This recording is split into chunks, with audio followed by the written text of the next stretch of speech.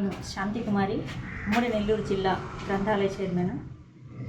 నేను ఫిబ్రవరి 1 నుండి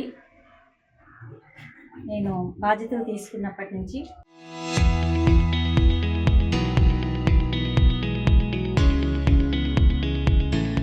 నెల్లూరు జిల్లాలోని గ్రంథాలయాలన్నీ సందర్శించడం జరుగుతుంది. దాంట్లో భాగంగా ఏఎస్పేట గ్రేడ్ 3 గ్రంథాలయాన్ని సందర్శించడం జరిగింది.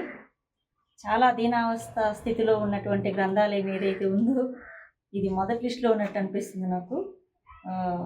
ఏమాత్రం ఆదరణకు నోచుకున్నటువంటి గ్రంథాలయంగా అనిపిస్తుంది. ఇక్కడ ఉండటం కూడా లేదు. పక్కన అక్కడ ఒక చిన్న రూమ్ తీసుకొని అక్కడ నడిపిస్తున్నారు.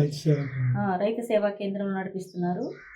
ఇక పుస్తకాల కొరత అనేది అన్ని చోట్ల ఉండే విషయమేను.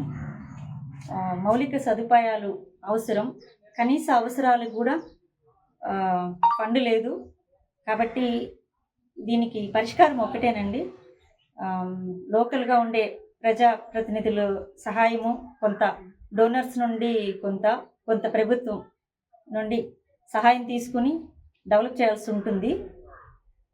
అందరూ సహకరించాలని కోరుకుంటున్నాను. అదేవిధంగా మీడియా మిత్రులు మీరందరూ కూడా నాకు కొంచెం సహాయం చేయాలి. ఎందుకంటే ఎవరెవరు డోనర్స్ ఉన్నారో కొంత నాకు పేర్లు చెప్తే మేమందరం వెళ్ళి వాళ్ళని కలుసుకోవడం జరుగుతుంది. అందరి సలహాలు సహాయము అవసరం ఉంటుంది. ఇటువంటి గ్రంథాలయాలు అనేటివి అందరికీ సమాజ నేస్తం, ప్రతి ఒక్కరికి ఉపయోగపడేటువంటి గ్రంథాలయం.